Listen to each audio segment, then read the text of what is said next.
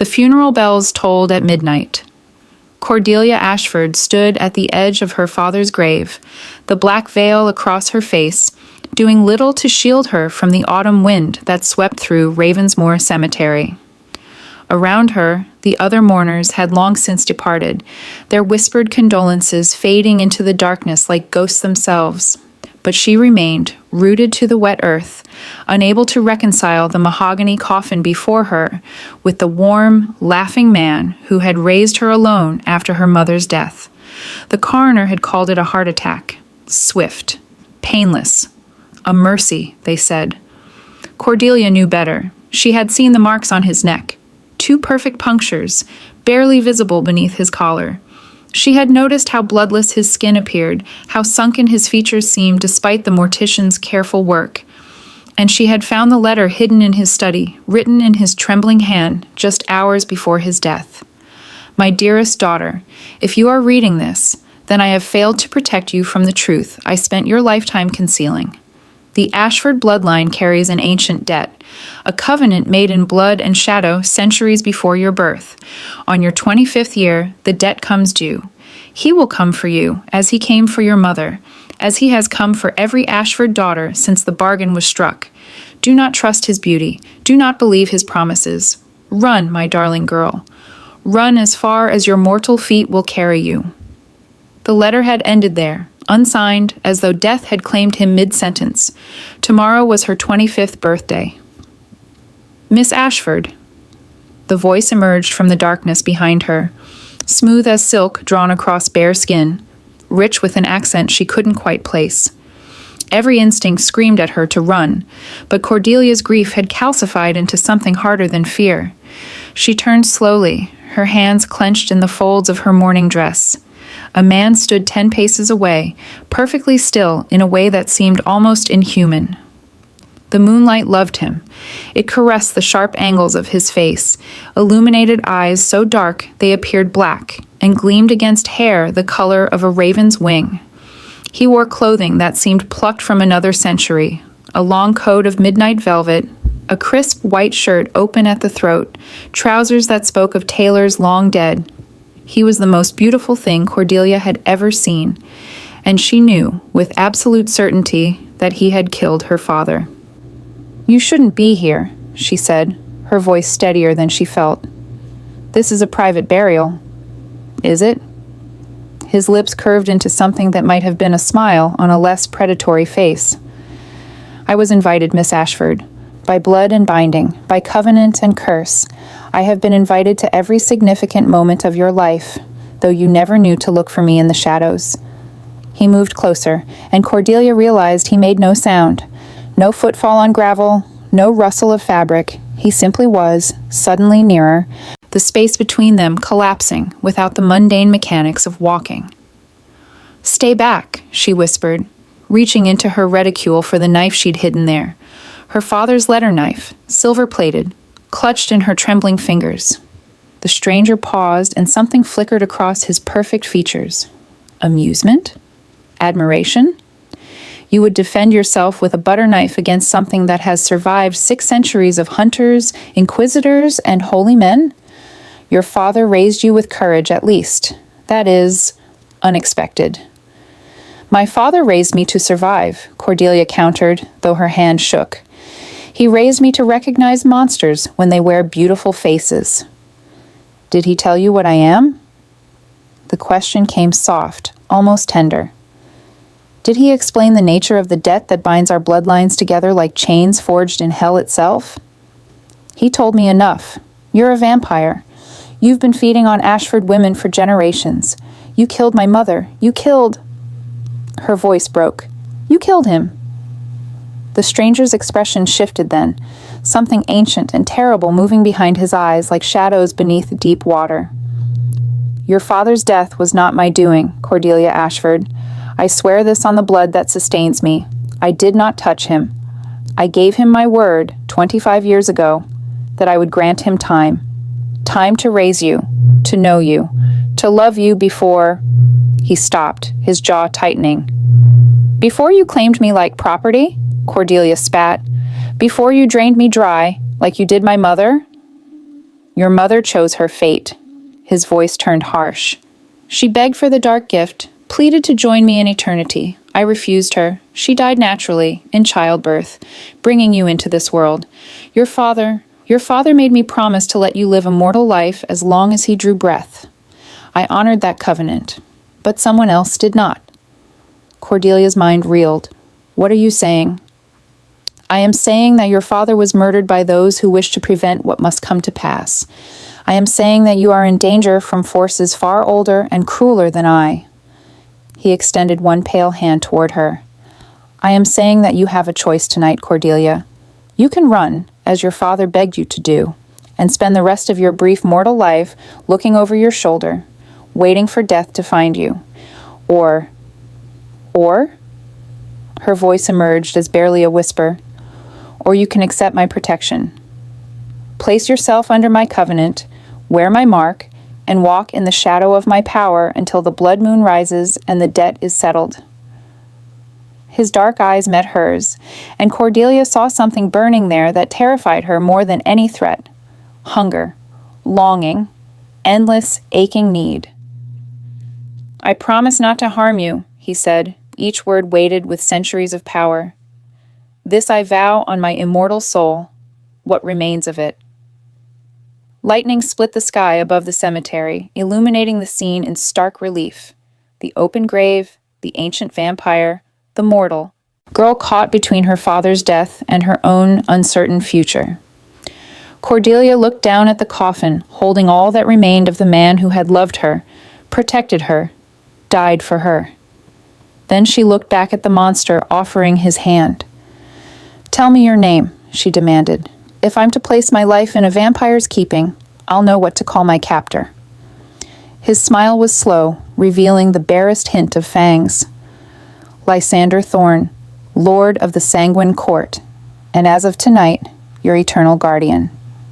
He stepped closer, near enough that Cordelia could feel the unnatural cold radiating from his skin. "Now, Cordelia Ashford, descendant of the Blood Covenant, what is your answer?" The funeral bells began to toll again, marking the hour of midnight, the hour of her 25th birthday, the hour when everything would change. Cordelia's answer died on her lips as a figure emerged from behind her father's marble headstone. The newcomer was a woman, or had been once.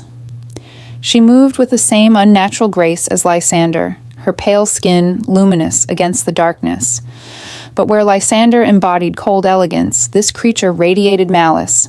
Her hair hung in silver waves past her waist, and her gown seemed woven from moonlight and cobwebs.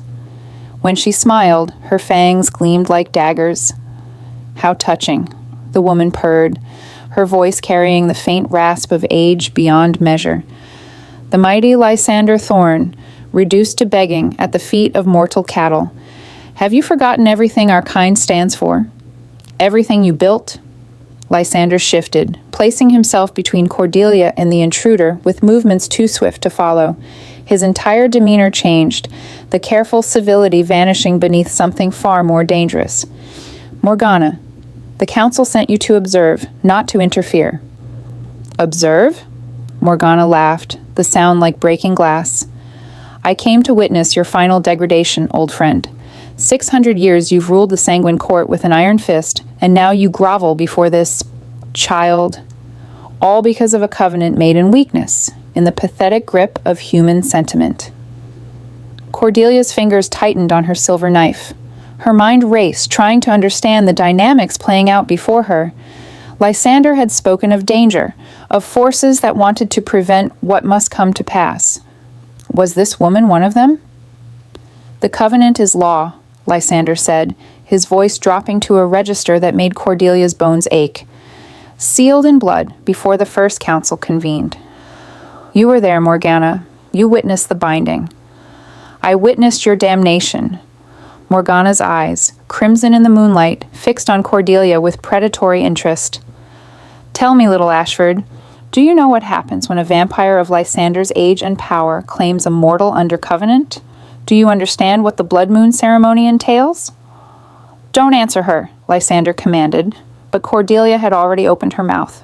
"No, I don't know anything except that my father died trying to protect me from it." "Your father was a fool," Morgana hissed, circling closer despite Lysander's warning stance. "He thought he could bargain with immortality, thought he could delay the inevitable, but the Covenant demands what it demands. Your blood, your life, your soul bound to Lysander's for eternity. And when the transformation is complete, when you rise as one of us," her smile widened, "you will belong to him in ways no mortal marriage could encompass. Body and blood, heart and hunger, forever." The word hung in the air like a curse. Cordelia felt the ground tilt beneath her feet. "Transformation? You mean—" "She means nothing," Lysander interrupted, his tone venomous. "The Covenant allows for mortal protection without conversion. I have no intention of—" "Liar!" Morgana's shriek shattered the cemetery's stillness. Birds erupted from nearby trees, crows scattering like dark omens. "The prophecy is clear. The last Ashford daughter must be turned, must join our ranks, or the Sanguine Court falls. Every vampire in existence will crumble to dust when the blood moon wanes. You know this. The seers have spoken. Your precious honor won't change destiny." Lysander's hands clenched at his sides, and Cordelia saw something she hadn't expected in his ancient features. Anguish. Raw, terrible anguish. "There are other interpretations," he said quietly. "Other ways to fulfill—" "There are no other ways." Morgana lunged forward, impossibly fast, her clawed hand reaching for Cordelia's throat. What happened next occurred in fragments, too rapid for mortal eyes to comprehend. Lysander moved like lightning given form, intercepting Morgana mid-strike. They collided with enough force to crack the headstone behind them. Cordelia stumbled backward, watching in horror as the two vampires fought, not with the choreographed grace of stage combat, but with the savage efficiency of apex predators. Morgana's nails raked across Lysander's face, drawing blood that looked black in the moonlight. He caught her wrist and twisted, and Cordelia heard bones snap. But Morgana only laughed, healing even as she struck again, fangs bared. "You can't protect her from all of us," Morgana snarled between blows. "The Council wants certainty. They want the prophecy fulfilled before the blood moon rises. If you won't turn her willingly, we'll do it ourselves, and she'll wake as ours, not yours." "Over my ashes," Lysander growled, and drove his fist through Morgana's chest. The female vampire shrieked, her form dissolving into mist and shadow. Her voice echoed from the darkness. "3 nights, Lysander. The Council gives you 3 nights to mark her properly, or we take her by force. The blood moon waits for no one, not even you." Then she was gone, leaving only the scent of old blood and roses. Lysander stood motionless, his hands still extended, breathing heavily, despite having no need for air. When he finally turned to face Cordelia, his eyes blazed with an inhuman light, and not crimson like Morgana's, but deep violet, ancient and terrible. "We need to leave," he said. "Now, before others come." Cordelia shook her head, her back against her father's grave marker. "I'm not going anywhere until you tell me the truth, all of it. What prophecy? What happens in 3 nights? What does she mean about marking me properly?" Lysander closed his eyes, and when he opened them again, the violet light had faded. He looked almost human in his weariness. "The Ashford Covenant was sealed 300 years ago by your ancestor, Isabeau Ashford. She was dying, plague-ridden and desperate. I offered her a choice, death or immortality through transformation. She chose transformation, but with a condition." "What condition?" "That her bloodline would never be forced into darkness, that every 7th generation, an Ashford daughter, would be given the choice freely to join our kind or live mortal. If she chose mortality, the Covenant would protect her line from all vampire kind." He paused. "You are the 7th generation, Cordelia, the last Ashford daughter, and according to prophecy, your choice determines the fate of every vampire in existence." "That's insane," Cordelia whispered. "How could my decision possibly—" "Because your blood carries the original binding magic. Because Isabeau wove her death and transformation into the very fabric of vampire law. If you refuse the dark gift, the covenant shatters, and with it, the ancient magic that sustains our immortality." His voice dropped. "But if you accept willingly, if you choose transformation of your own free will, the covenant renews for another 7 generations. We survive. You become something more than human. And? Lysander met her eyes, and Cordelia saw in them 6 centuries of loneliness. "And I would no longer have to endure eternity alone." The confession hung between them like a blood oath. Somewhere in the distance, church bells began to toll. 13 strikes, an impossibility. The blood moon was coming, and Cordelia had 3 nights to decide whether to die human or live forever as a monster. Lysander's estate materialized from the fog like a fever dream. Cordelia had expected a Gothic castle, perhaps, or a crumbling manor house, shrouded in decay. Instead, Ravenspire Hall rose before her in pristine magnificence. 3 stories of black stone and leaded glass windows, surrounded by gardens that bloomed impossibly in the autumn night. Moonflowers hung heavy on their vines, their white petals luminous. Roses the color of dried blood climbed the walls, and everywhere, thorns. Thousands upon thousands of thorns, creating a natural barrier more formidable than any wall. "The thorns were your ancestors' doing," Lysander said, guiding her through the iron gates with a touch so light she barely felt it. Isabeau believed a vampire's sanctuary should reflect his nature, beautiful and dangerous in equal measure. Cordelia pulled her mourning cloak tighter, though the cold she felt had nothing to do with temperature. The journey from the cemetery had passed in a blur of impossible speed, Lysander carrying her through the darkness with inhuman strength while she clung to him, too shocked to protest. Now, standing before this monument to immortality, reality crashed over her in waves. Her father was dead, vampires were real, and she had 3 nights to choose between humanity and eternal damnation. "I can hear your heart racing," Lysander observed, not unkindly. He stood at the threshold, waiting. "You're afraid. Good. Fear will keep you sharp. But understand this, Cordelia. Within these walls, you are safer than anywhere else in the mortal world. The thorns recognize my blood. Nothing enters Ravenspire without my permission. And if I want to leave?" His pause lasted a fraction too long. "The gates open both ways. I promise not to harm you. That includes holding you prisoner." He stepped inside, and ancient sconces flickered to life along the entrance hall, casting dancing shadows across marble floors. But leaving means facing the Sanguine Council alone. Morgana was not exaggerating. They will take you by force if necessary. At least here, you have time to understand what you're choosing. Cordelia followed him inside, her shoes clicking against stone that had witnessed centuries of darkness.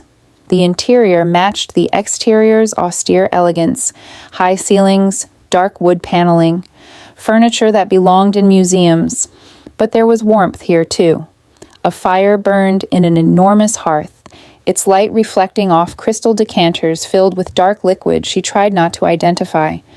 Books lined every wall, thousands of them, their spines cracked with use.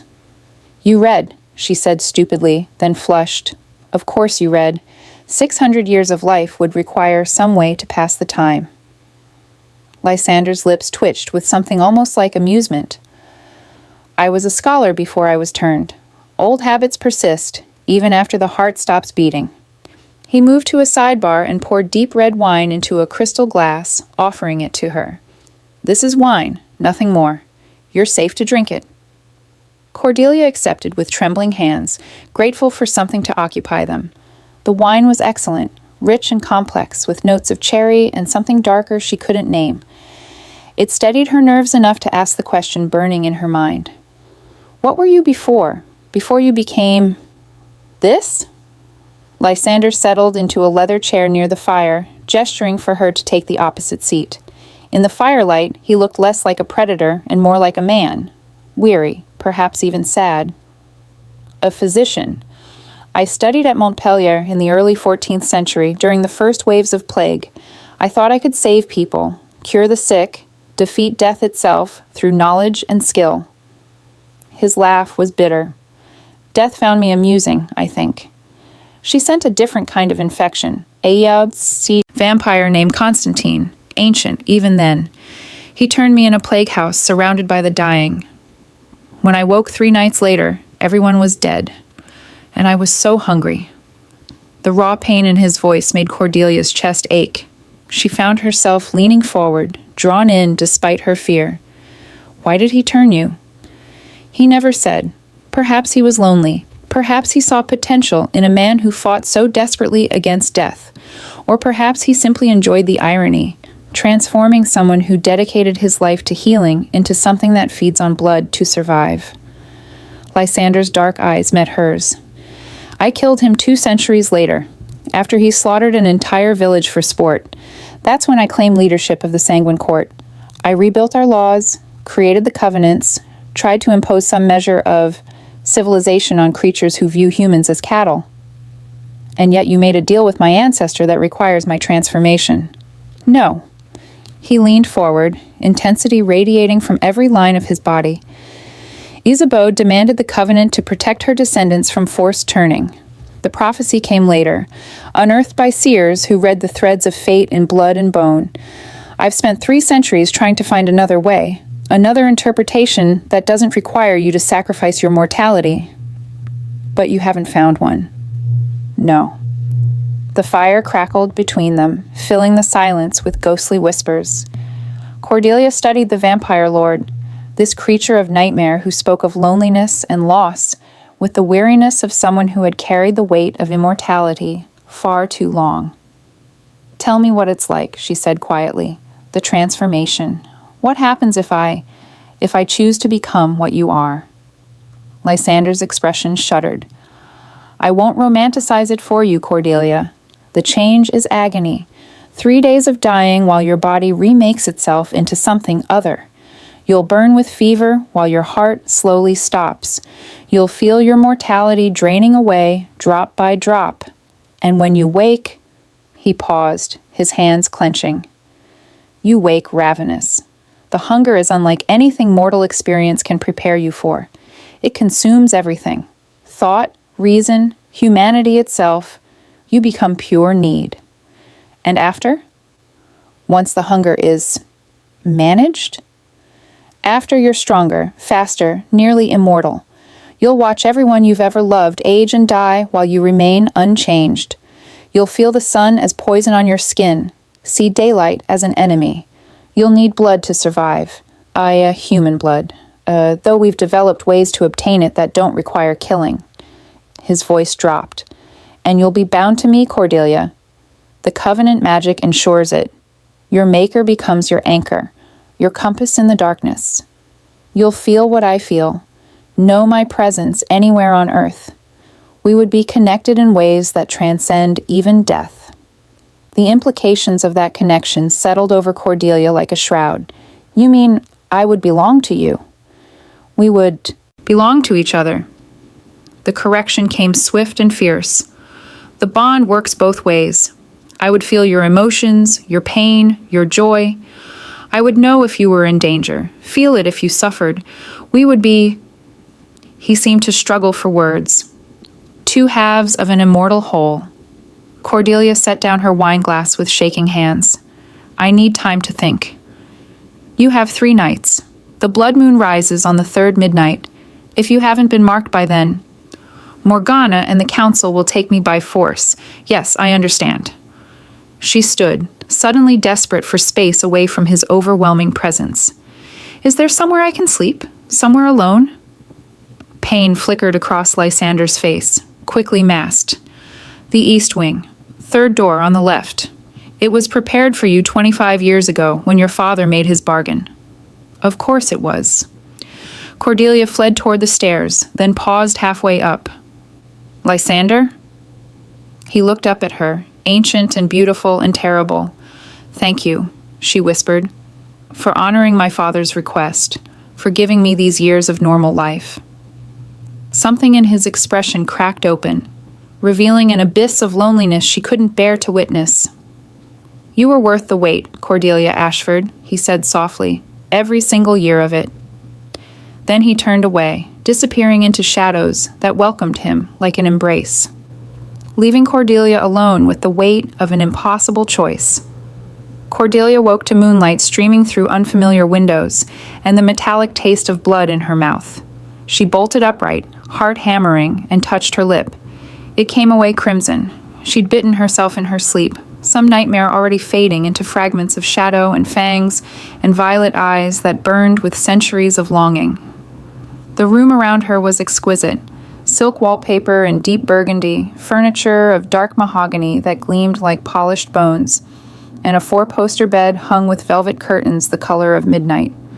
A wardrobe stood open, revealing gowns that couldn't possibly be meant for her, each one a masterpiece of lace and silk, styled from eras long past. Her morning dress from the cemetery had been replaced while she slept. Now she wore a nightgown of white linen, simple and clean, that certainly hadn't been in her possession when Lysander brought her here. The thought of him undressing her, even with clinical efficiency, sent heat flooding her cheeks. A knock at the door made her jump. "Miss Ashford?" A woman's voice, human by the warmth in it. "Lord Thorne asked me to attend to you. May I enter?" Cordelia pulled a robe around herself. "Yes, come in." The woman who entered was perhaps 50, with silver-streaked hair pinned in a neat bun and kind eyes that crinkled at the corners. She carried a breakfast tray laden with tea, fresh bread, and fruit that gleamed like jewels. "I'm Mrs. Hartwell, the housekeeper. I've served Lord Thorne for 30 years, and I promise you're in no danger under this roof." 30 years? Cordelia stared. "You're human. You've lived here with a vampire for 3 decades?" "Aye, and before me, my mother served him for 40.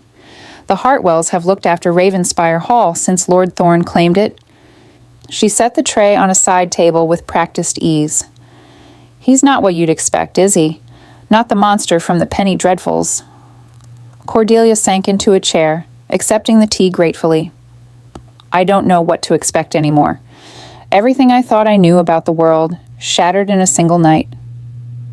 Mrs. Hartwell's expression softened with sympathy. "Your father's death weighs heavy on you. I'm sorry for your loss, child. Benjamin Ashford was a good man. He visited here often over the years, negotiating the terms of your protection. Lord Thorne respected him greatly." The revelation struck Cordelia like a physical blow. "My father came here? He knew Lysander personally?" "Oh, yes. They weren't friends exactly, but they understood each other. 2 men trying to protect the same girl, each in their own way." The housekeeper moved to the wardrobe, selecting a day dress of deep green. "Your father made Lord Thorne promise many things.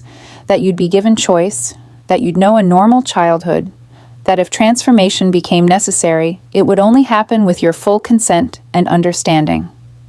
Cordelia's hands trembled around her teacup. Her father had carried this burden alone, visiting a vampire's estate in secret, bartering with immortal powers to buy her a few precious years of ignorance. The weight of that sacrifice threatened to crush her.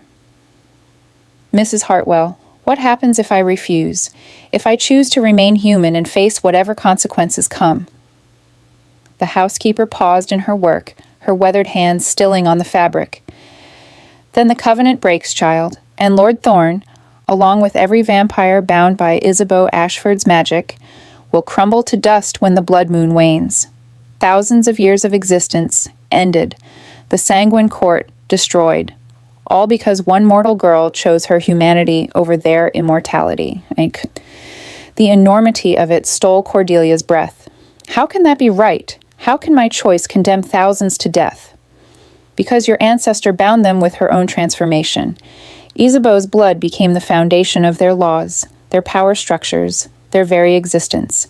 She was the first to willingly choose darkness, and her choice gave legitimacy to the vampire courts that formed afterward." Mrs. Hartwell's voice gentled. "But she also ensured her descendants would never be forced into that same darkness. You have the power to end what she began, or to renew it for another 7 generations." Cordelia set down her cup before she could drop it. "And if I choose transformation, what then?" "Then you become the new anchor. Your blood renews the covenant, sustains the court and binds you to Lord Thorn for eternity." The housekeeper met her eyes directly. "He didn't tell you that part, did he? That the prophecy specifically names him as your maker. Not just any vampire can turn you. It must be Lysander himself. The magic requires it." A knock interrupted them, sharp, urgent. Mrs. Hartwell opened the door to reveal Lysander, still wearing last night's clothes, his hair disheveled in a way that made him look younger, almost vulnerable. "Leave us," he commanded, though his tone lacked its usual authority. "Please." Mrs. Hartwell squeezed Cordelia's shoulder once before departing, closing the door with a soft click. Lysander remained by the threshold, not entering fully. In the morning light filtering through the curtains, Cordelia could see what she'd missed last night: the hollows beneath his eyes, the tension in his jaw, the way his hands gripped the door frame as though anchoring himself. "You're bleeding," he said, his voice rough. Cordelia touched her lip again, having forgotten the small wound. "It's nothing, just a—" She never finished the sentence. Lysander crossed the room with inhuman speed, stopping inches from her chair.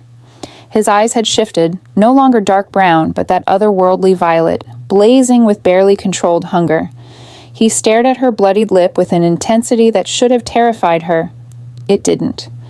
Instead, she felt drawn to him, to the raw need radiating from his every line.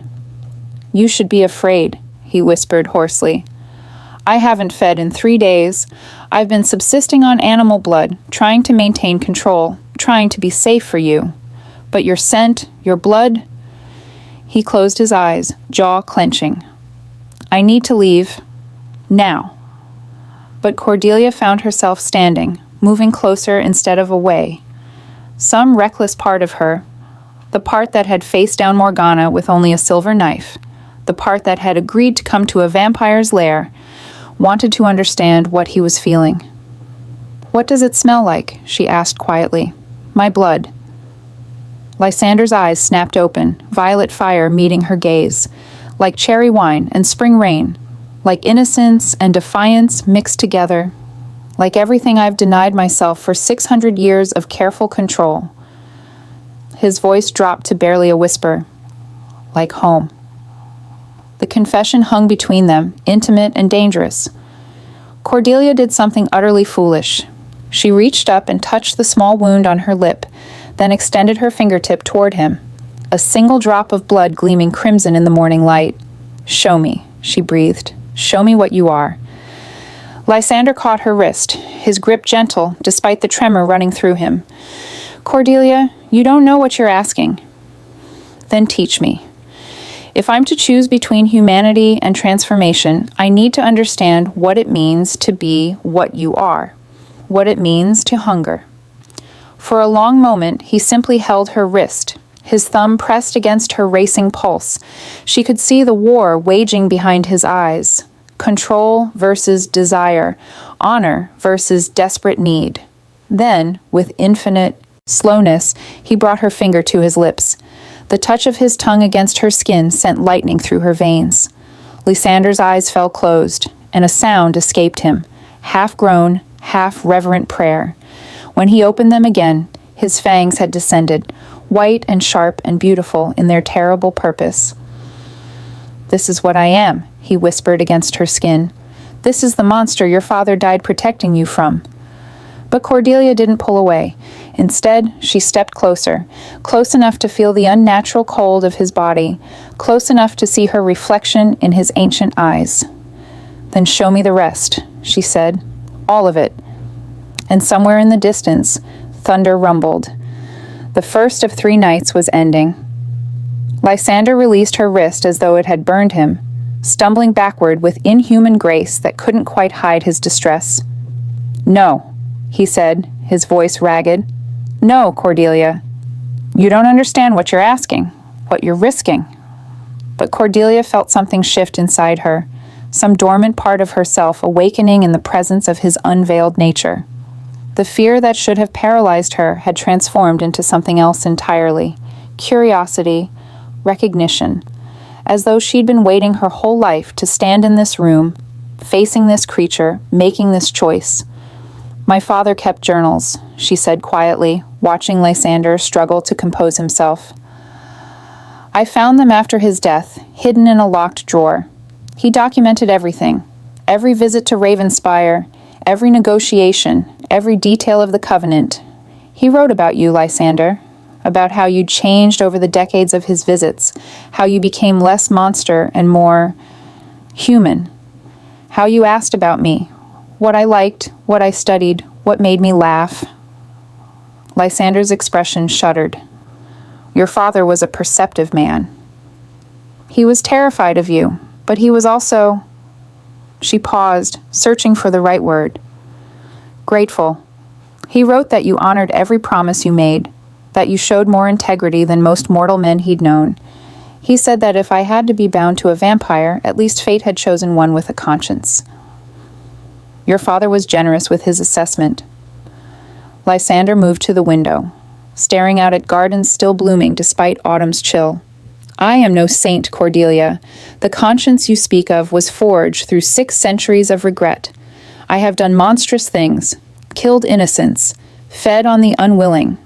I was young once, in vampire terms, arrogant and cruel and convinced of my superiority. What changed? The question hung in the air between them.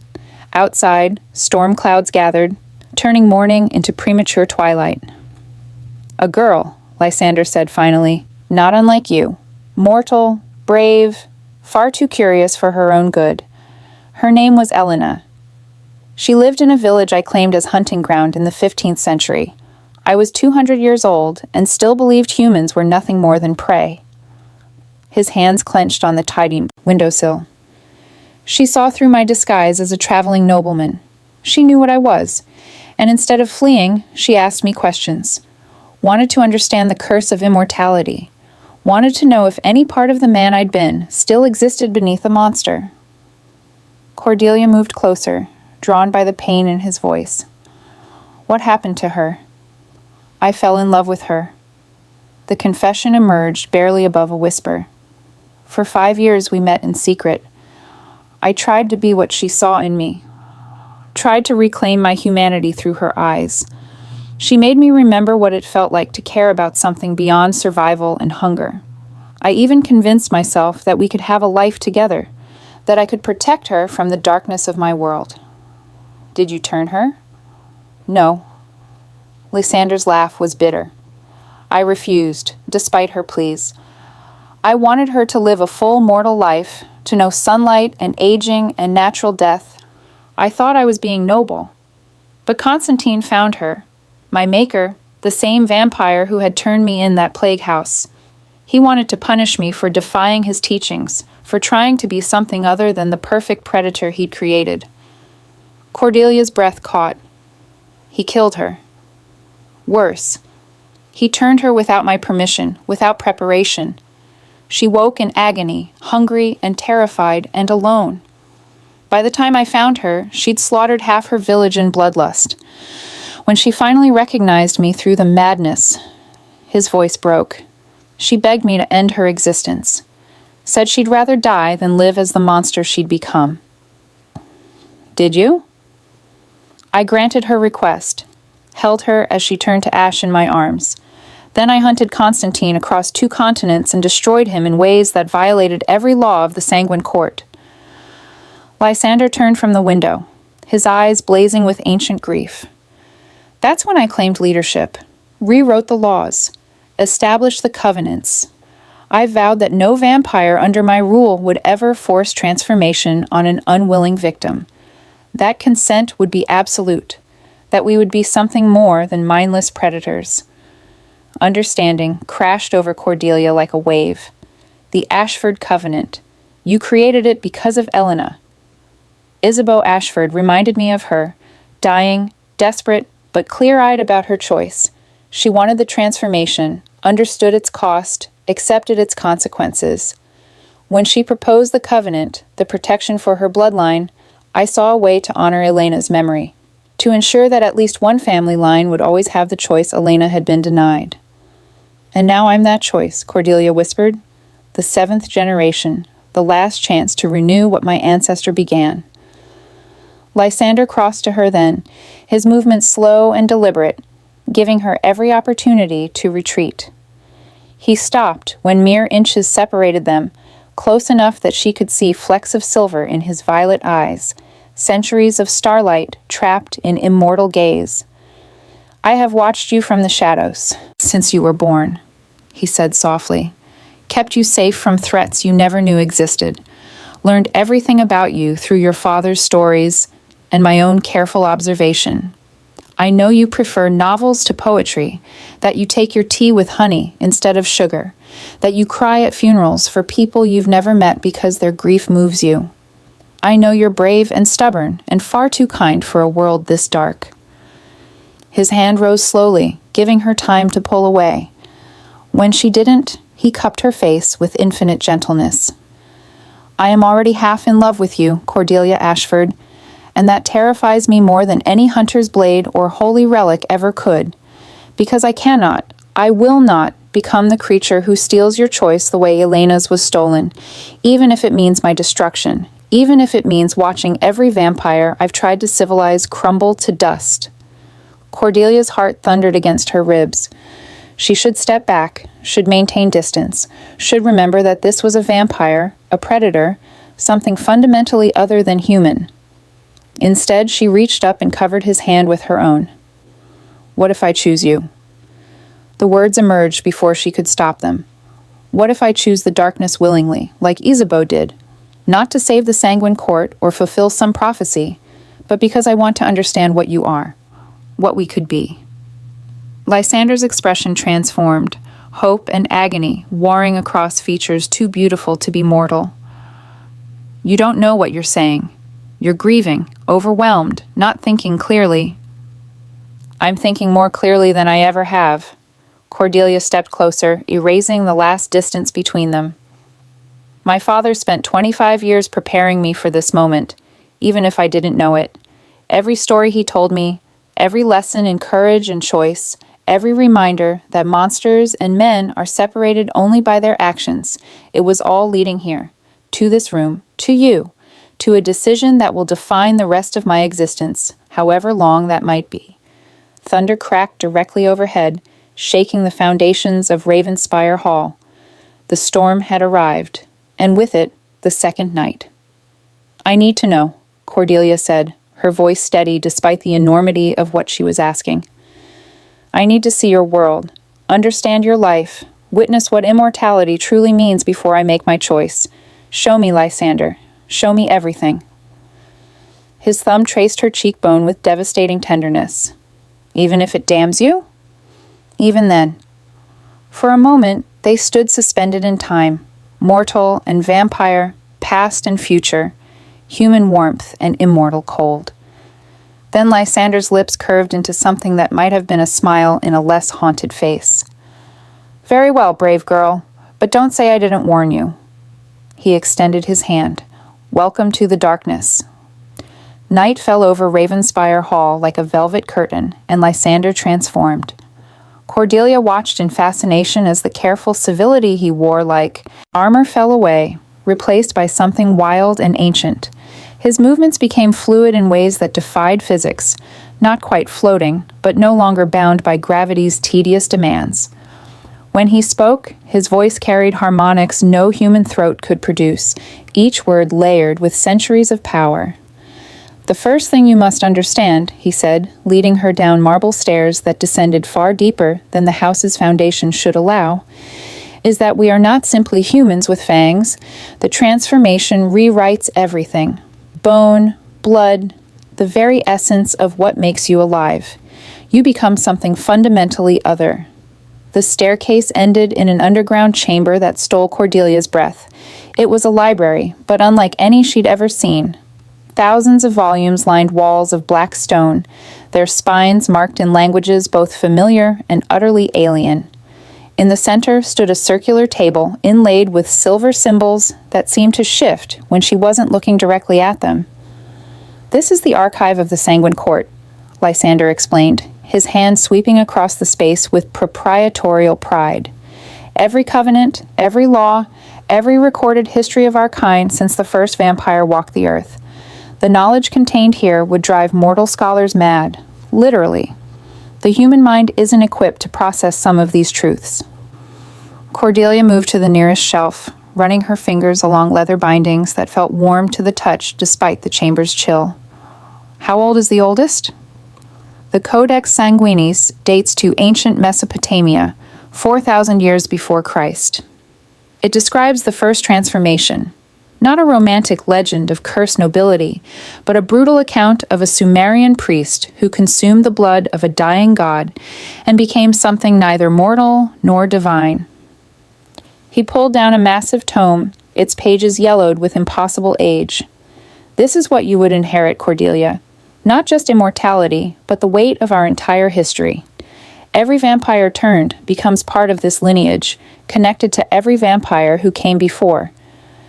She studied the incomprehensible script, feeling its power pulse against her consciousness. And if I refused? If the covenant breaks? All of this turns to dust. 4,000 years of knowledge, law, and careful civilization, gone in a single night. His voice carried no accusation, only weary acceptance.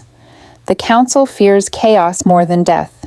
They believe that without the structure the Ashford Covenant provides, vampires will devolve into mindless predators again. That's why Morgana wants you turned by force if necessary. She remembers the dark ages before the courts, before the laws. She'll do anything to prevent a return to that savagery. Cordelia turned to face him fully. But you wouldn't force me, even to save all of this. No. The word carried 6 centuries of conviction. I have sacrificed too much of my humanity to preserve what little remains. Forcing your transformation would destroy the last piece of the man I was, the physician who believed in healing rather than harm. Better to crumble to dust with my honor intact than survive as the monster Elena saw at the end. Thunder rumbled above them, muffled by layers of stone and earth. The storm was intensifying. Show me more, Cordelia said. Show me what you become when you feed. Lysander's expression darkened. Cordelia, you promised to show me everything. I need to see it. The hunger, the transformation, all of it. For a long moment, he simply stared at her, violet eyes searching her face for any sign of hesitation. When he found none, he nodded slowly. Very well, but not here. What I'm about to show you requires privacy. He led her through a hidden door behind the shelves, down another passage lit by torches that burned without consuming their fuel. The air grew colder, damper, until Cordelia could see her breath misting before her face. Finally, they emerged into a chamber that made her stomach clench. It was a feeding room. Elegant, despite its purpose. Velvet chaise lounges, crystal decanters filled with dark liquid, silk restraints attached to the walls with silver chains. But the scent of old blood permeated everything, a coppery musk that spoke of centuries of predation. This is where vampires of the court come when the hunger becomes unbearable, Lysander explained, his voice tight. We maintain a network of willing donors, humans who consent to feeding in exchange for protection and compensation. It's civilized, controlled, nothing like the savage hunts of old. Cordelia moved to one of the decanters, studying the blood within. It looked almost black in the torchlight. Is this how you feed? When I can bear to feed at all, yes. But donated blood is like stale bread to a starving man.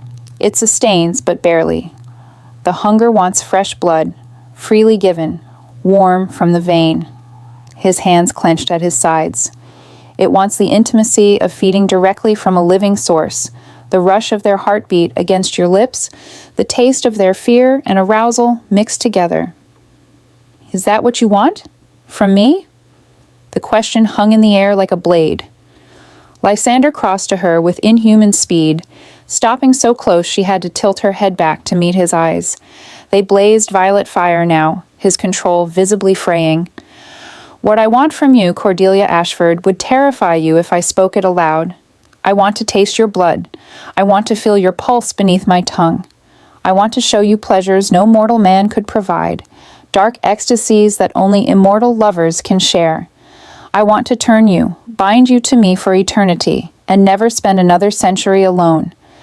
His voice dropped to a rough whisper. I want to consume you and be consumed in return until neither of us can remember where mortal ends and monster begins. Cordelia's heart hammered against her ribs, but she didn't retreat. Then why don't you? Because wanting and taking are different things. He raised one hand, letting his fangs descend fully, longer than she'd seen before, wickedly sharp, designed for penetration and feeding. Because the moment I taste your blood, truly taste it, my control will shatter. I'll want more and more, until wanting becomes need, and need becomes obsession, and obsession becomes the kind of possessive hunger that destroys everything it touches. You're afraid, Cordelia realized, not of losing control, of what you'll become if you allow yourself to have what you want. Lysander's laugh was bitter. I am 600 years old, and you see through me like glass. Yes, I'm afraid, terrified, because I have tasted obsessive love once before with Elena, and when she died, part of me died with her. If I allow myself to love you, to truly, desperately love you the way every instinct screams at me to, losing you would be an agony no immortal should have to endure. Cordelia reached up slowly, her hand trembling only slightly, and touched his face. His skin was cool as marble, smooth as silk, and utterly inhuman. What if you didn't have to lose me? What if I chose to stay? Then I would spend eternity grateful and terrified in equal measure. He caught her hand, pressing it more firmly against his cheek. But you must choose freely, Cordelia, not because you pity my loneliness, not because you feel obligated by the covenant, not even because you find me beautiful in my darkness.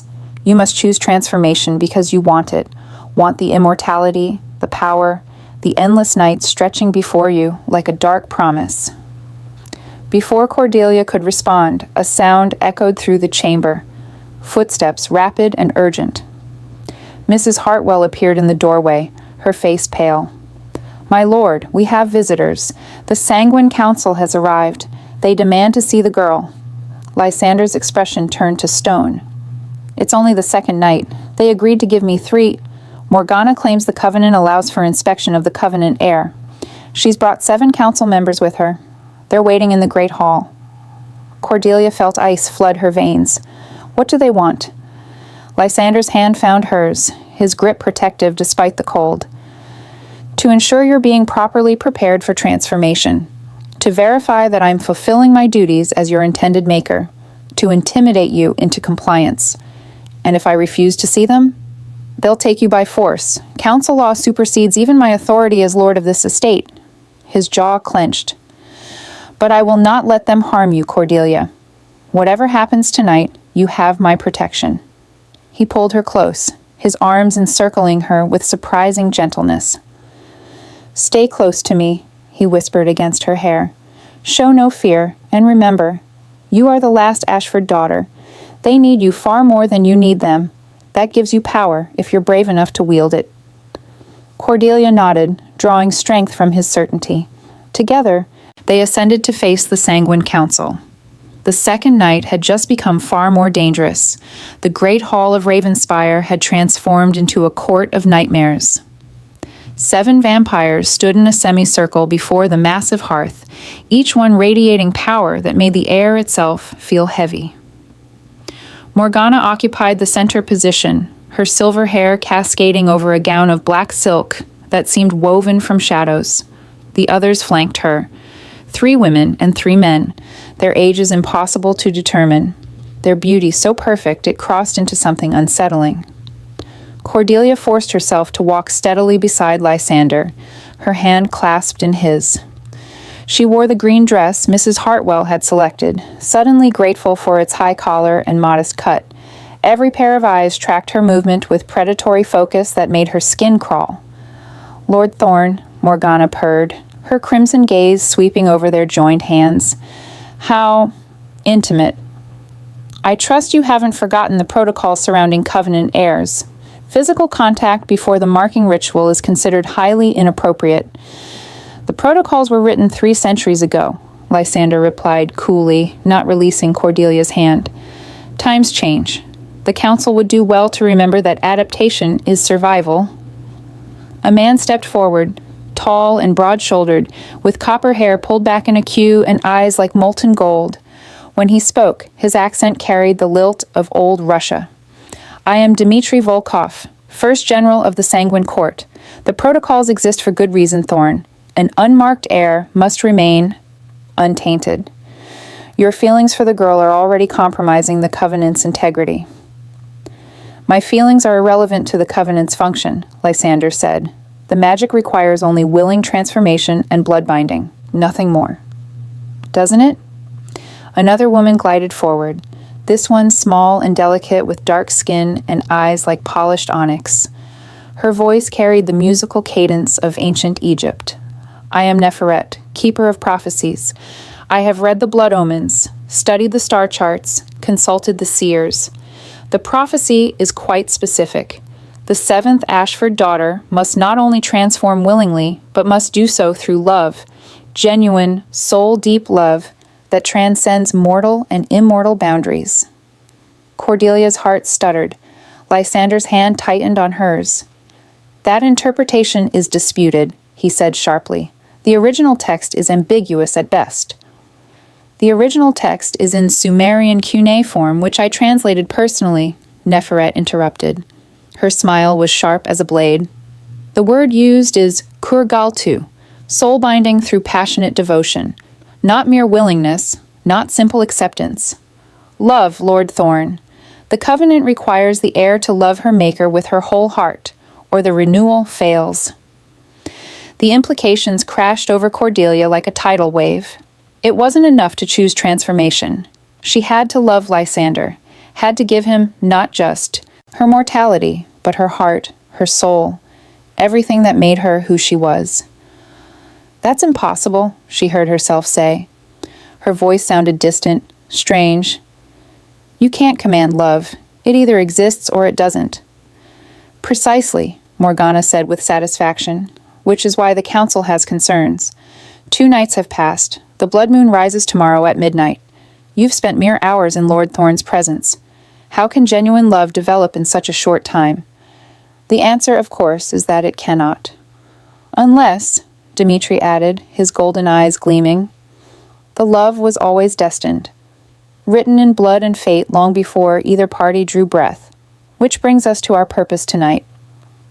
He gestured to a 7th vampire who had remained silent until now, a young woman with hair like spun gold and eyes that swirled with colors that had no names. This is Cassandra, our most gifted oracle. She will read your blood, Miss Ashford. Determine if the love the prophecy demands exists within you. Cordelia felt Lysander's entire body go rigid beside her. Absolutely not. Blood reading requires physical contact, feeding, invasion of the subject's mind and memories. I will not permit. You have no authority to refuse, Morgana cut him off. Council law allows for verification of covenant heirs. The girl will submit to reading, or we will assume she lacks the capacity for the required love and claim her for forced transformation immediately. She is under my protection.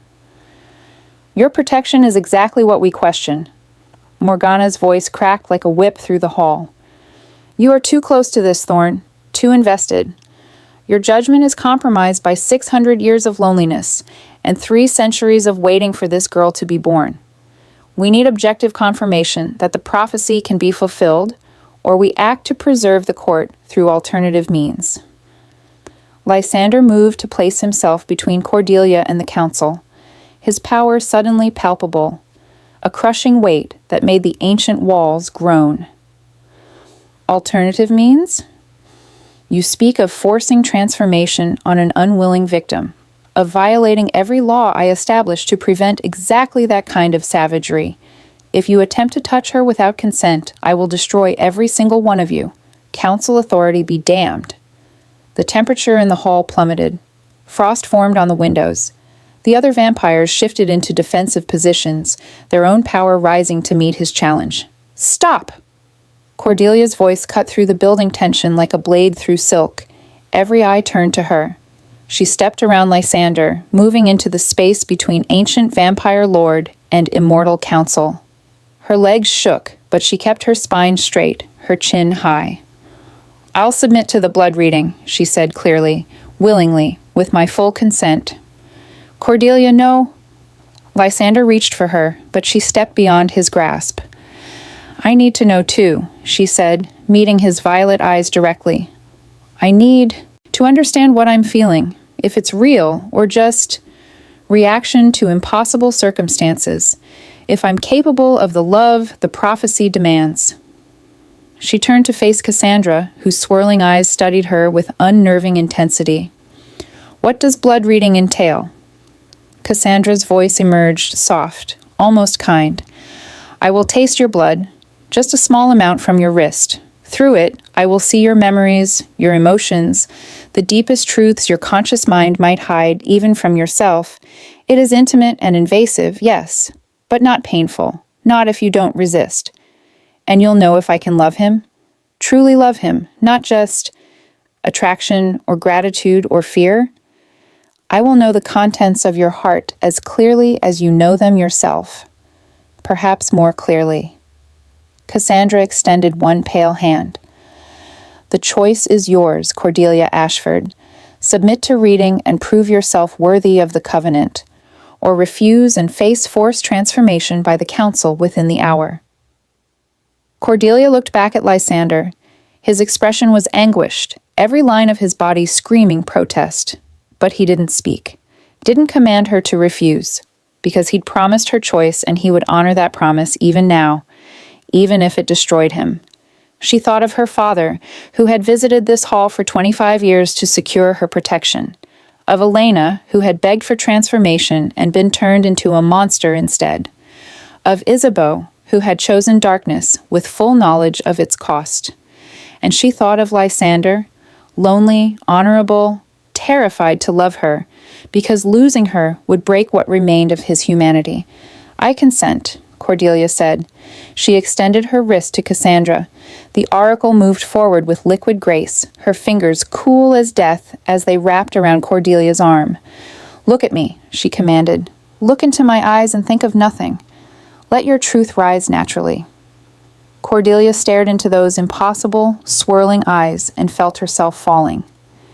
Cassandra's fangs descended, shorter than Lysander's, needle-fine, and pierced the delicate skin of her inner wrist. Pain blossomed, sharp and bright. Then warmth flooded through her veins, carrying images, memories, emotions she hadn't known she felt. She saw herself as a child, dreaming of a dark-haired stranger who watched from the shadows, saw herself reading Gothic romances and wondering what immortal love might feel like.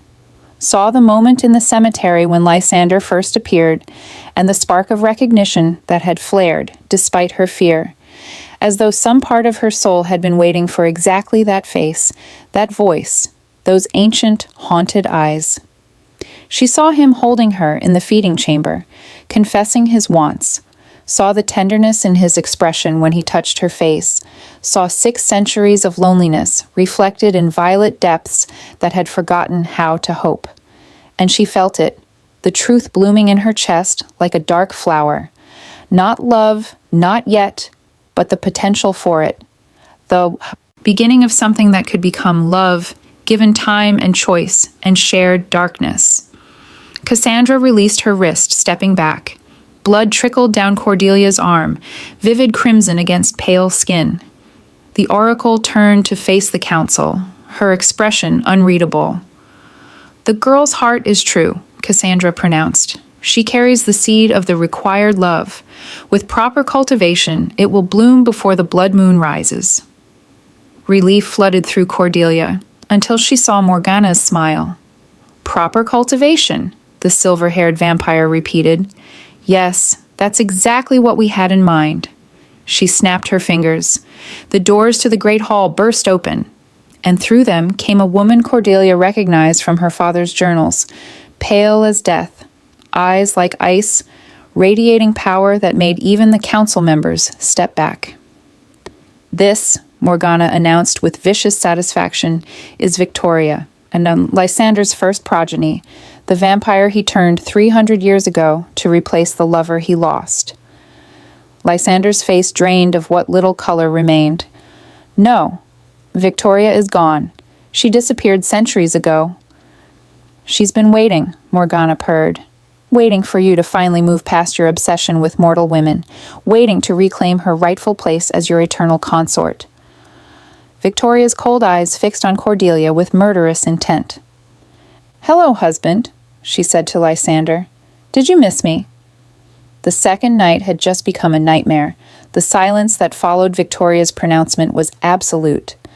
Lysander stared at the woman before him as though seeing a ghost, which, in a sense, he was.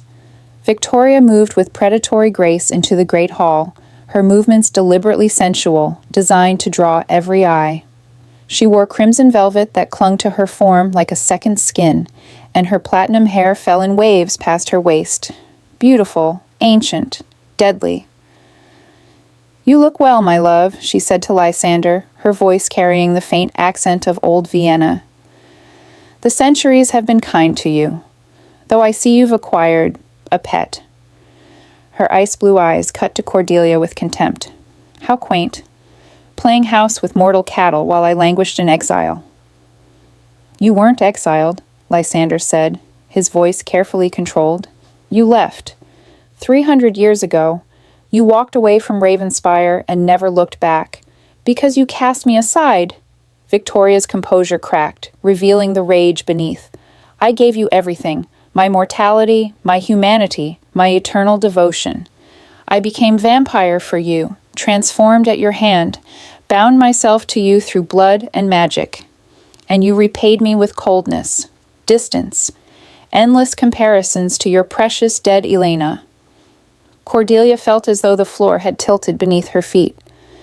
Her father's journals had mentioned that Lysander had turned someone centuries ago, but he'd never spoken of it, never mentioned having a progeny who might still exist.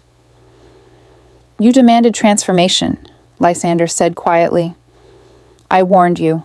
It wouldn't heal your loneliness, wouldn't fill whatever emptiness drove you to seek immortality, but you insisted. And yes, I turned you. But I never promised you love, Victoria. I never claimed you as consort. Because you were still mourning that pathetic mortal girl. Victoria's fangs descended, her control slipping. 200 years dead, and she still haunted you. Still kept you from seeing me, from loving me, the way you loved her. Morgana watched the exchange with satisfaction, clearly enjoying the chaos she'd orchestrated. How touching. A lover's quarrel spanning 3 centuries. But perhaps we should address the relevant question. Does Victoria's prior claim supersede the Ashford Covenant? Dmitri stepped forward, his expression grave. According to ancient law, a maker's first progeny holds eternal rights. Unless formally released, Victoria remains bound to Lord Thorne, and he to her. That's absurd, Lysander snarled. She abandoned those rights when she left. I left because you gave me no choice. Victoria moved closer, her power filling the room like poisonous perfume. But I never stopped being yours, Lysander. Never stopped loving you, waiting for you, hoping you'd finally see me as more than a replacement for your lost humanity. She turned to Cordelia, her smile vicious. And now this child thinks she can take my place? This mortal girl who's known you for 2 nights thinks she can offer you what I couldn't? Cordelia felt rage ignite in her chest, hot and sudden and utterly unexpected. I'm not trying to replace anyone, and I'm not a child or cattle or a pet.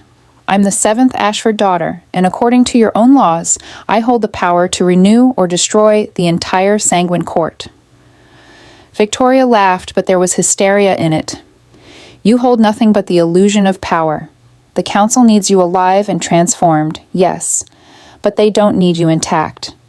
There are ways to break a mortal's will, to ensure compliance without consent, ways I learned during my exile, studying with witches and necromancers who remember magics older than the vampire courts. Enough. Lysander's voice cracked through the hall with devastating authority. Frost spread across the floor in web-like patterns. You will not threaten her, Victoria. Whatever claim you believe you hold on me ended the moment you chose exile over staying and fighting for what you wanted. Then release me." Victoria's voice dropped to something raw, almost pleading. "Formally sever the bond between maker and progeny. Speak the words that will free me from this eternal connection to a man who will never love me. Give me that much dignity, Lysander. Let me go." Something flickered across Lysander's face. Guilt, perhaps, or old regret. "I release you, Victoria of Vienna. By blood and bond, by maker's right and ancient law, I sever our connection. You are no longer my progeny. You are free." The air shimmered with power as the words took effect. Victoria gasped, her hand flying to her chest as though something vital had been torn away. For a moment she looked lost, a creature untethered from the only anchor she'd known for 3 centuries. Then her expression hardened into pure hatred. "You'll regret this," she whispered. "When the blood moon rises and your precious mortal fails to transform properly, when the covenant shatters and the court crumbles, you'll remember this moment. You'll remember that you had someone who truly loved you, who would have stood beside you through eternity, and you cast her aside for a girl who will never understand what it means to be immortal." She turned to Morgana. "I'm done here. But my offer stands. When the girl proves unworthy, I have methods to ensure the transformation happens regardless of her will. The council need only ask." "Noted," Morgana said smoothly. "We'll be in touch." Victoria swept from the hall without another glance, leaving devastation in her wake. The council members exchanged looks laden with unspoken communication. Finally, Neferet spoke, her voice carefully neutral. The interruption was informative, but it doesn't change the fundamental situation. The blood moon rises tomorrow at midnight. Miss Ashford must transform willingly through love, or the covenant fails. "She will," Lysander said, though his voice carried a tremor of uncertainty. "We have time." "Do you?" Dimitri's golden eyes were sympathetic but unyielding. "The girl has witnessed your complicated past with another woman, seen the depth of your capacity for coldness, for emotional distance. How can genuine love bloom in soil poisoned by doubt?" Cordelia found her voice, though it shook. "Perhaps you should let me decide what poisons me and what doesn't. I'm not Victoria. I don't need Lysander to love me the way he loved Elena. I don't need him to erase his past or pretend he hasn't lived 600 years before I was born. I just need..." She paused, searching for truth in her own heart. "I need honesty, choice, the chance to discover what we could be together without the council manipulating events to suit their political ends." Cassandra smiled, the first genuine expression Cordelia had seen from the oracle. "Well spoken, child. The seed of love requires fertile ground. Perhaps we should allow it room to grow naturally, rather than forcing its bloom." Morgana's expression soured, but she nodded curtly. "Very well. The council withdraws until midnight tomorrow. But understand this, Miss Ashford. If you fail to transform willingly through genuine love for Lord Thorn, we will invoke ancient rites. Victoria's methods will seem merciful compared to what the court can unleash when survival demands it." "Understood," Cordelia said, meeting the vampire's crimson gaze without flinching. One by one, the council members departed, dissolving into shadow and mist until only Lysander and Cordelia remained in the great hall. The silence stretched between them, heavy with everything that had been revealed. Finally, Lysander spoke, his voice barely audible. "I should have told you about Victoria, about Elena, about all the ways I've failed at love despite 6 centuries to learn." Cordelia moved to him, her hand finding his. "You didn't fail at love. You failed at letting go of guilt. There's a difference." His violet eyes met hers, ancient and lost. "How can you want me after seeing all that? After knowing what I am, what I've done?" "Because I'm not interested in the sanitized version of you that pretends to be human." Cordelia stepped closer, close enough to feel the cold radiating from his skin. "I want the truth, Lysander. The vampire lord who's made mistakes. The maker who couldn't love his progeny the way she needed. The man who still grieves a woman dead 400 years. All of it. Why?" The question emerged raw, desperate. Because truth is the only foundation for the kind of love the prophecy demands. She reached up, cupping his face with both hands. And because I'm starting to think that maybe, just maybe, I could love you, if you let me. Lysander's control shattered. He pulled her against him with desperate strength, his lips crashing against hers in a kiss that tasted of darkness and longing and centuries of denied need. Cordelia gasped against his mouth, and he swallowed the sound, kissing her deeper, harder, as though he could consume her whole. When they finally broke apart, both breathing heavily despite his lack of need for air, his fangs were fully descended. "I'm going to hurt you," he whispered against her lips. "Love me, and I will break your heart in ways you can't imagine." "Then break it," Cordelia whispered back, "but give me the choice to love you anyway." Outside, thunder rolled. The third night had begun, and with it, the final countdown to the blood moon. Lysander led Cordelia to the highest tower of Ravenspire Hall, a chamber she hadn't known existed. The room was circular, its walls lined with windows that revealed the storm raging outside. Lightning illuminated the gardens below in stark flashes of white, making shadows dance across the floor like restless spirits. In the center stood an altar of black marble, carved with symbols that seemed to pulse with their own inner light. "This is the Covenant Chamber," Lysander said quietly, his hand still entwined with hers. "Every binding ritual, every transformation under the Ashford Covenant has taken place here. Your ancestor Isabeau stood where you're standing now, 300 years ago, and made her choice." Cordelia studied the altar, her heart racing. The kiss in the great hall still burned on her lips, proof that whatever was growing between them was more than obligation or prophecy. But was it love? The kind of soul-deep devotion the covenant demanded? "What happens at midnight tomorrow?" she asked. "During the blood moon ceremony?" Lysander moved to one of the windows, his profile limned in lightning. "The ritual is ancient, dating back to the first vampires. At the apex of the blood moon, the veil between mortal and immortal grows thin. Magic flows more freely. Transformations that occur during that window are different, more powerful, more complete." "More painful?" "Yes." He didn't soften the truth. "The blood moon amplifies everything. The agony of dying, the ecstasy of rebirth, the binding between maker and progeny. If you transform tomorrow at midnight, our connection will be absolute. You'll feel everything I feel. Know my thoughts, my hungers, my memories stretching back 6 centuries, and I'll know you just as intimately." Cordelia shivered despite herself. No secrets, no privacy. "None." He turned to face her, his expression grave. "That's why the covenant demands love, Cordelia. Without it, that kind of enforced intimacy becomes torture. 2 souls bound together in eternal resentment, unable to escape each other, unable to find peace. I've seen it happen. Makers who turned unwilling victims during blood moons, creating bonds of hatred instead of devotion. They all eventually destroyed each other. Is that what happened with Victoria? The bond became torture?" Lysander flinched. "No. Victoria transformed willingly, but not during a blood moon. Our connection was lesser. I could sense her general location, her strong emotions, but not her thoughts, not her deepest self. It was enough distance that when she left, the pain was manageable. A blood moon bond." He shook his head. "There's no distance, no escape, only complete merger of 2 souls." "That terrifies you," Cordelia observed. "It should terrify you." He crossed to her, his movements deliberate.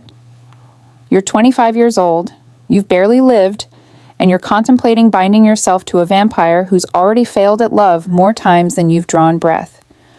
What if I'm incapable of the kind of love you deserve?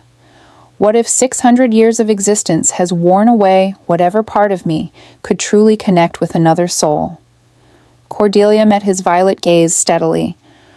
"What if you're wrong? What if the reason you failed before is because you were waiting for the right person? That's a dangerous romantic notion with no basis in—" She kissed him, cutting off his protest. This time, she was the one who controlled the kiss, who pressed against him with desperate need. His arms came around her automatically, holding her with surprising gentleness, despite the hunger she could feel radiating through him. When she pulled back, his fangs were fully descended, his eyes blazing with barely controlled desire. "I felt it," she whispered, "during Cassandra's blood reading.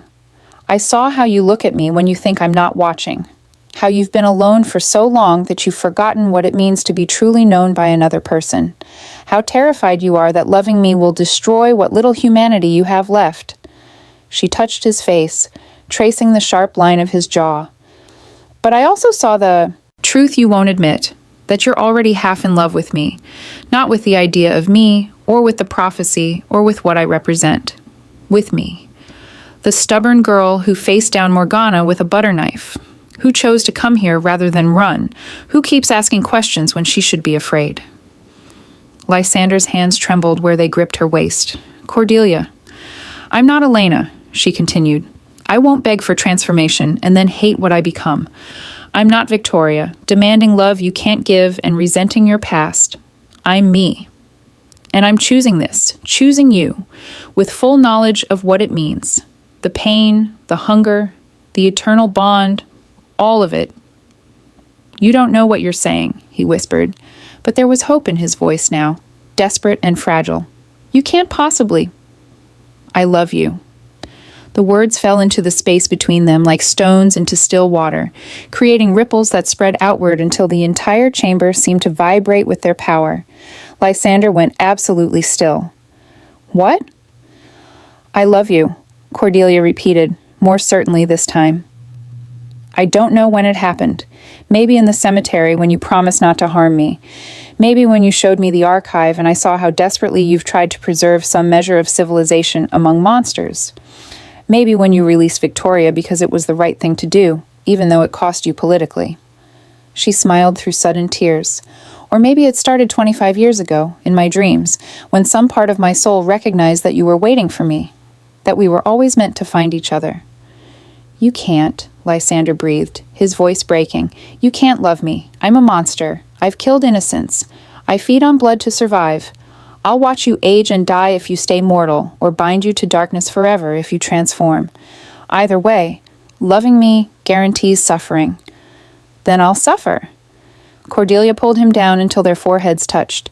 "Because the alternative, living a mortal life without knowing what we could be together, that's worse. I'd rather have eternity with you in darkness than a lifetime of safety alone." Thunder cracked directly overhead, shaking the tower's foundations, and Lysander surrendered. He kissed her with 600 years of loneliness and longing, with desperate hunger and terrified hope. His fangs scraped her lower lip, drawing blood, and he groaned at the taste, cherry wine and spring rain and everything he'd denied himself for centuries. "I love you," he confessed against her mouth. "God help us both, I love you.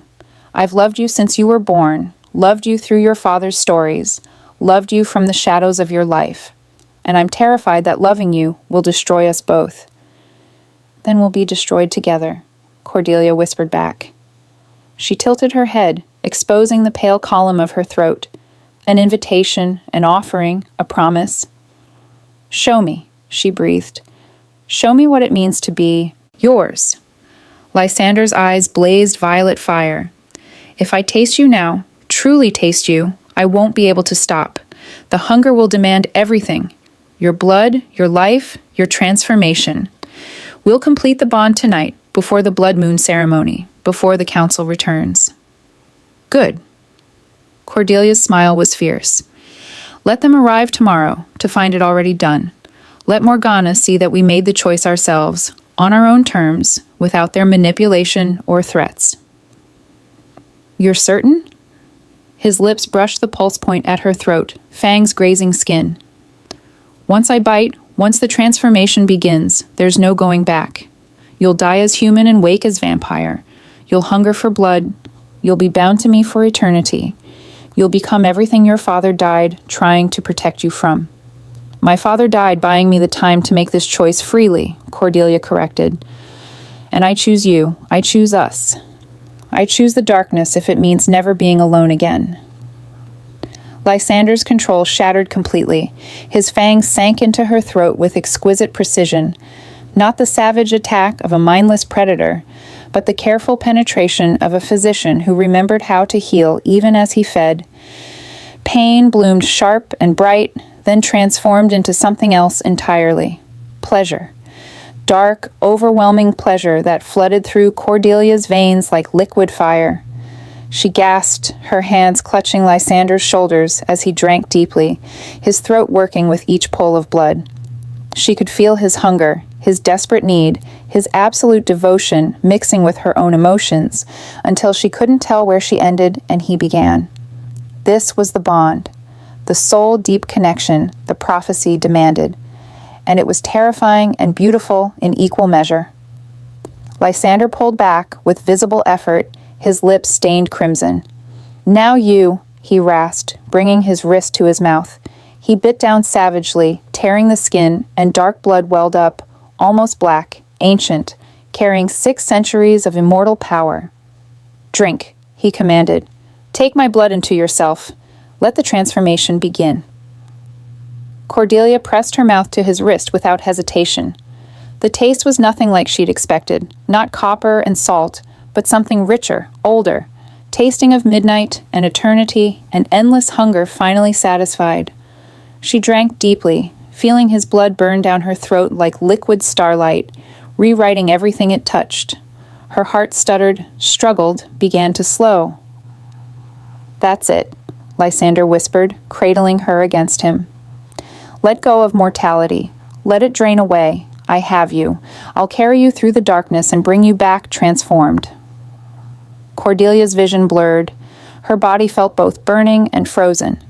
Everything hurt with an intensity that should have made her scream, but Lysander's presence in her mind, solid, certain, absolutely devoted, kept her anchored. "I love you," his voice resonated through their forming bond.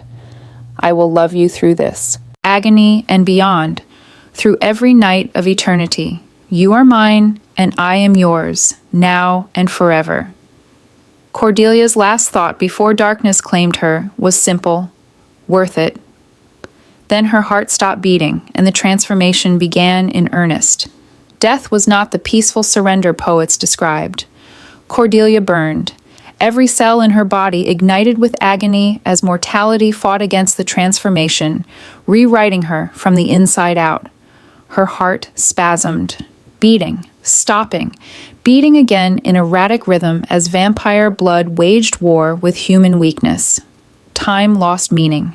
She existed in a state between life and death, suspended in darkness while her body died by degrees. But Lysander never left her. She felt him through the forming bond. His presence wrapped around her consciousness like armor against the pain. His 600-year-old strength became hers to draw upon. His memories flooded through her in fragments: plague houses and candlelit libraries, Elena's laughter and Victoria's tears, centuries of loneliness finally ending. "Stay with me," his voice echoed through her mind. "The worst is almost over. Your heart is slowing. Soon it will stop completely, and you'll wake as something new, something eternal." Cordelia tried to answer but had no voice, no body, only consciousness floating in an abyss of transformation. Then her heart gave one final, defiant beat and stopped. Silence, complete and absolute. No heartbeat, no breath, no warmth of mortality flowing through mortal veins. Just nothing.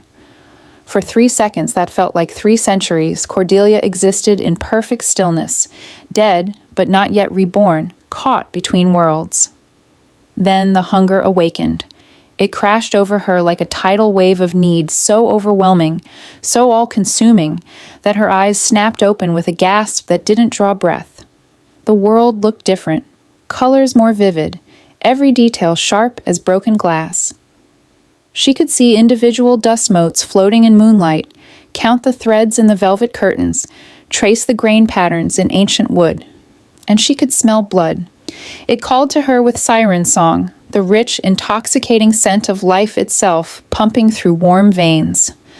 Her fangs descended automatically, aching with need. The hunger demanded satisfaction, demanded feeding, demanded... Cordelia. Lysander's voice cut through the madness. Look at me. Focus on my voice. She turned her head, too fast, moving with inhuman speed that left the world blurred, and found him kneeling beside where she lay on the altar. His eyes blazed violet, and she could see every detail of his face with perfect clarity. The way his jaw tensed, how his hands trembled slightly, the pulse point at his throat that carried no heartbeat, but somehow still called to her newborn hunger. The hunger will consume you if you let it, he said quietly. Every newborn vampire faces this moment, the first waking when instinct demands you hunt and feed and kill. But you are stronger than instinct, Cordelia. You chose this transformation through love, not desperation. That makes you different. We are different. It hurts, she managed, her voice coming out rough and strange. The hunger, it's like acid in my veins, demanding. I know. He offered his wrist, the same one he'd bitten earlier. The wound had healed, but he tore it open again with casual brutality. Blood welled up, dark and rich. Feed from me first. Maker's blood will ease the transition. Give your body what it needs without requiring a kill. Later, I'll teach you proper feeding techniques. But for now, just drink. Cordelia's new instincts screamed at her to lunge, to tear, to consume. But some part of her, the part that loved him, that chose this transformation willingly, forced control. She took his wrist gently, carefully, and drank with deliberate slowness. The taste was transcendent. His blood sang through her with power and ancient magic, filling the aching void inside her. The hunger receded to manageable levels, still present, still demanding, but no longer overwhelming. She drank until Lysander gently pulled away. Enough, he said softly. Too much, and you'll weaken me, and will need my strength tonight. Cordelia licked her lips, tasting him there, and froze. Her tongue had traced the sharp points of her own fangs, proof that this was real, that she'd truly transformed. What time is it? An hour before midnight. Lysander helped her sit up, supporting her as the world tilted. The blood moon ceremony should have taken place at the apex with the council present. Instead, you transformed early, through genuine love and free choice. The covenant is already renewed. I can feel it.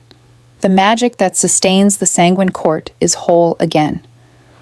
Then why do you look worried? His expression turned grim. Because the council doesn't know yet. They'll arrive expecting to oversee a carefully orchestrated ritual and find instead that we've completed the transformation without them. Some will see it as the covenant fulfilled. Others, Morgana especially, will see it as defiance of their authority. Before Cordelia could respond, the sound of shattering glass erupted from below. Screams followed. Mrs. Hartwell's voice, high and terrified.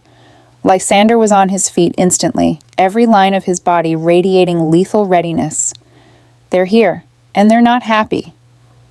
He pulled Cordelia up, and she marveled at how steady she felt despite having died less than an hour ago.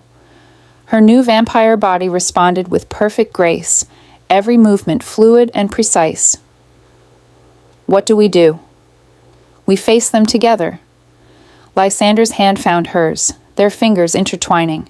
Through the bond, Cordelia felt his determination, his fierce protectiveness, his absolute refusal to let anyone harm her. You are my progeny, my eternal consort, the vampire who renewed the Ashford covenant through genuine love. They cannot touch you without declaring war on me, and I am still lord of the sanguine court, whether they remember that or not. They descended the tower stairs at supernatural speed, arriving in the great hall to find chaos. The council had indeed arrived, but they weren't alone. Morgana had brought an army.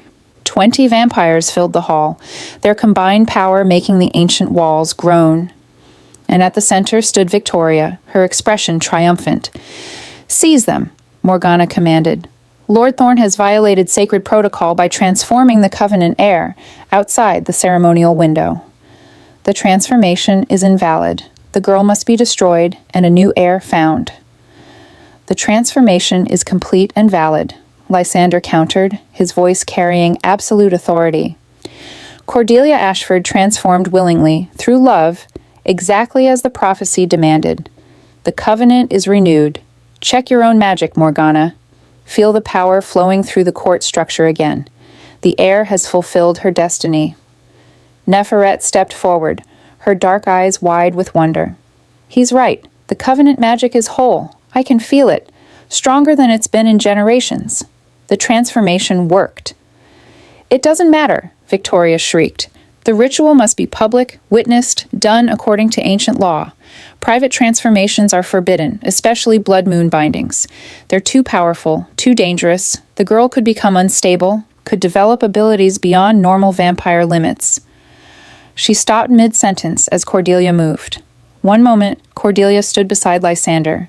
The next, she was across the hall with her hand wrapped around Victoria's throat, having crossed the distance faster than even ancient vampire eyes could track. I am not a girl, Cordelia said quietly, her voice carrying harmonics of power that made several council members step back. I am Cordelia Ashford Thorne, 7th-generation Covenant Keeper, transformed through love during the Blood Moon's apex.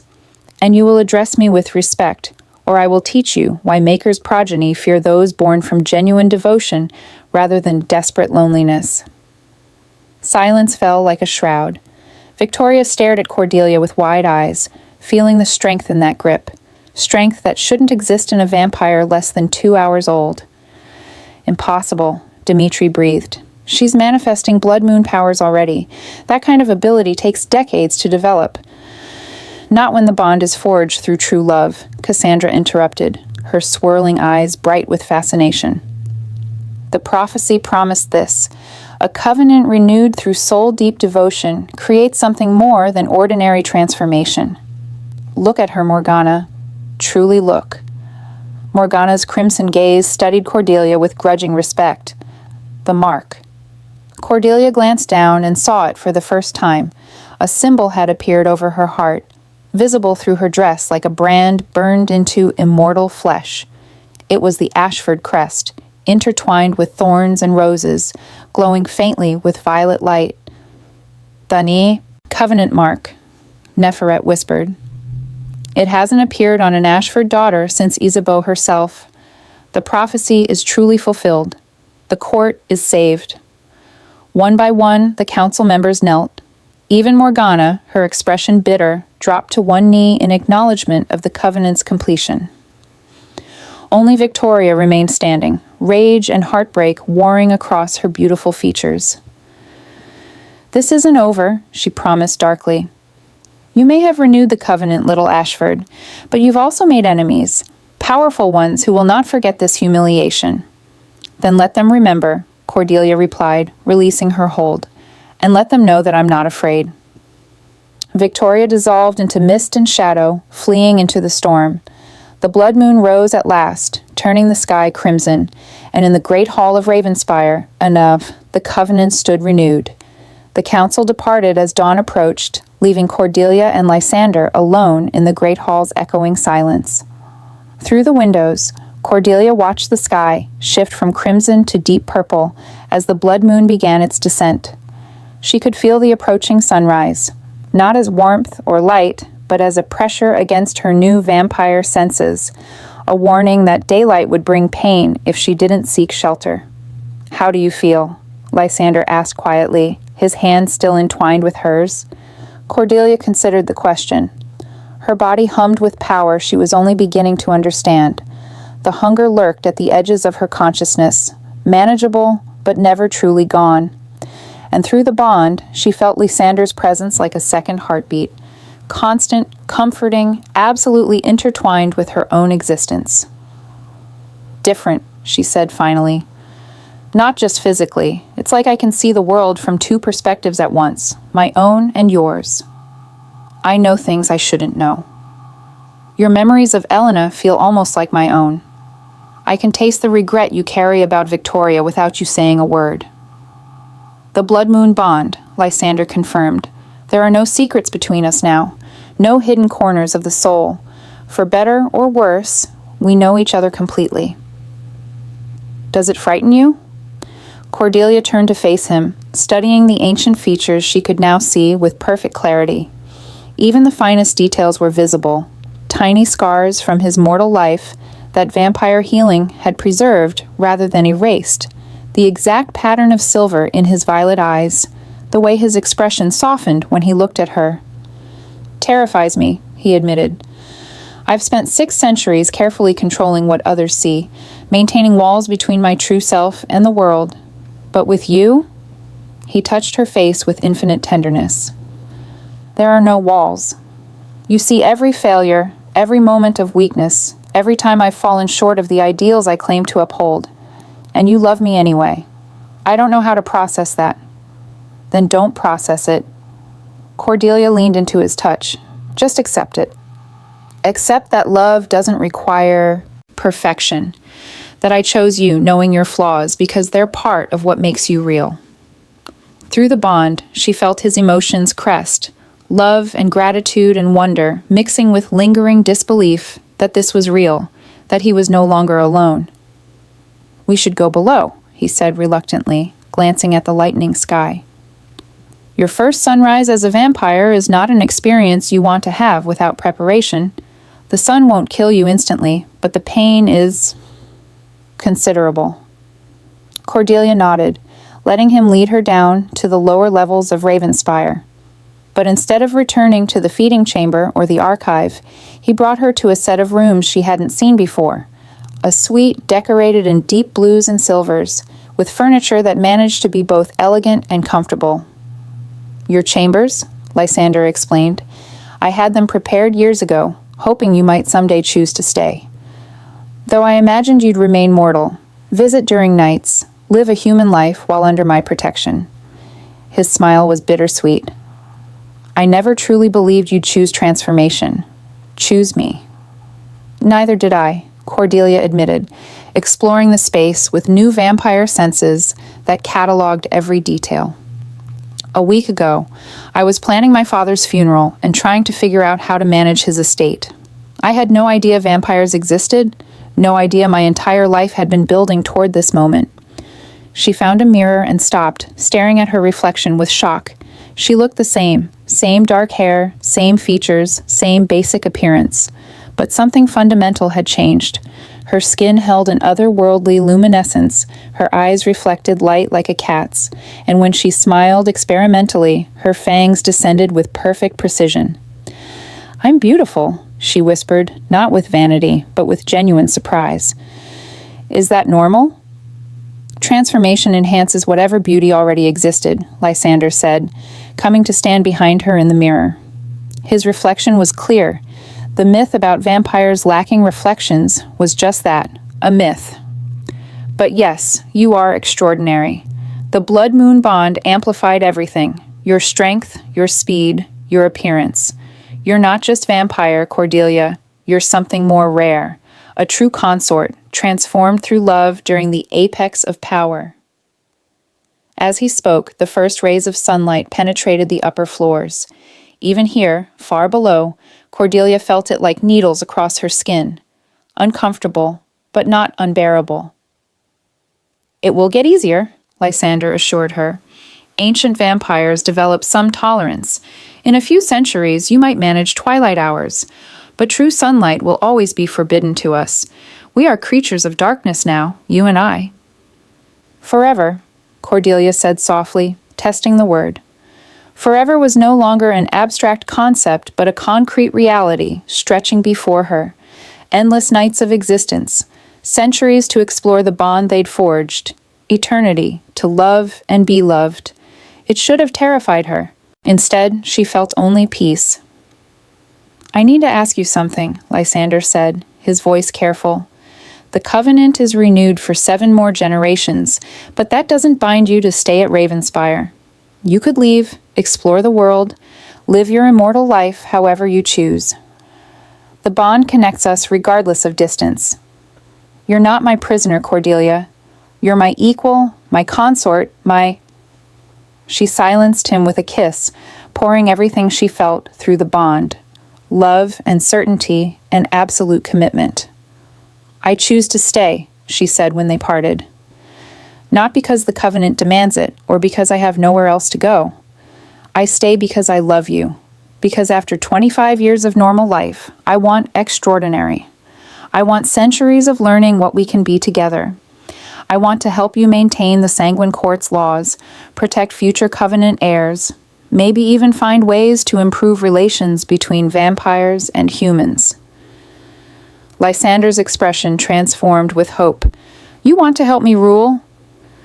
I want to help you heal, Cordelia corrected. You've spent 600 years trying to civilize monsters while hating the monster in yourself. Maybe together, we can build something better. A court that doesn't just enforce laws, but actively works toward redemption. Vampires who remember they were human once and honor that humanity even in darkness. That's an ambitious dream for someone 2 hours old, Lysander said, but his smile was genuine. Then we have eternity to achieve it. Outside, full daylight arrived. The windows throughout Ravenspire sealed automatically, heavy shutters sliding into place, blocking out the sun's deadly rays. The house settled into its daytime rest, becoming a sanctuary of darkness. Lysander led Cordelia to the bed, an enormous four-poster hung with curtains of midnight silk. You'll need to rest. The first days after transformation are exhausting as your body adjusts to its new nature. Sleep will come easily now that daylight has arrived. It's instinct, not choice. Already Cordelia felt drowsiness pulling at her consciousness.